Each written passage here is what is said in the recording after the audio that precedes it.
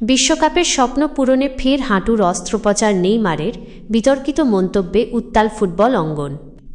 Brazilian forward Neymar আবারও আলোচনা ও বিতর্কের কেন্দ্রবিন্দুতে।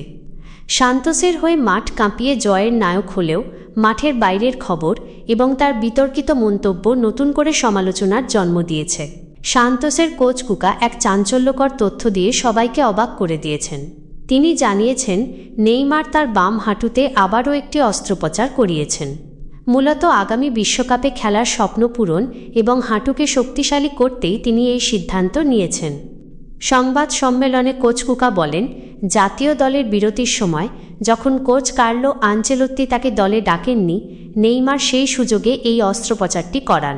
এটি সম্পূর্ণ একটি মেডিকেল সিদ্ধান্ত ছিল, যাতে তার হাঁটুর বর্তমান অবস্থার আরও উন্নতি করা যায়। চিকিৎসার কারণে নেইমার বেশ কিছুদিন অনুশীলনের বাইরে ছিলেন এবং পুনর্বাসন প্রক্রিয়ার মধ্য দিয়ে গেছেন। উল্লেখ্য, এটিই প্রথম নয়, গত ডিসেম্বরেও ক্লাবকে অবনমন থেকে বাঁচানোর পর তিনি একই হাঁটুতে PRP platelet rich plasma therapy নিয়েছিলেন। অস্ত্রোপচারের ধকল কাটিয়ে দ্রুতই মাঠে ফেরেন নেইমার। রেমোর বিপক্ষে ম্যাচে শুরু থেকেই খেলেন এবং দলের জয়ে গুরুত্বপূর্ণ একটি অ্যাসিস্টও করেন। তবে ম্যাচ শেষে তার করা একটি মন্তব্য সব অর্জনকে ছাপিয়ে গেছে।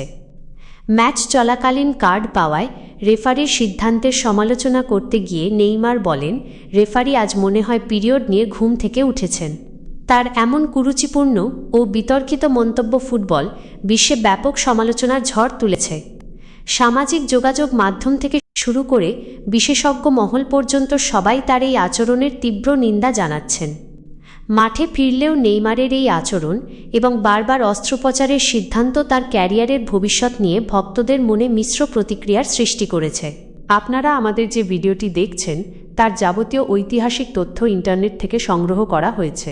তথ্যের বিশাল এই ভাণ্ডারে কোনো প্রকার অনিচ্ছাকৃত ভুল ত্রুটি পরিলক্ষিত হলে আমরা তা ক্ষমাসুন্দর দৃষ্টিতে দেখার অনুরোধ জানাচ্ছি। আমাদের কন্টেন্ট যদি আপনাদের ভালো লেগে থাকে তবে জনস্বার্থে এবং অন্যদের জানার সুযোগ করে দিতে ভিডিওটি লাইক করুন, আপনার মূল্যবান মতামত কমেন্ট বক্সে জানান এবং অবশ্যই শেয়ার করে আমাদের পাশে থাকুন। পরবর্তী আপডেট পেতে আমাদের সাথেই থাকুন। ধন্যবাদ।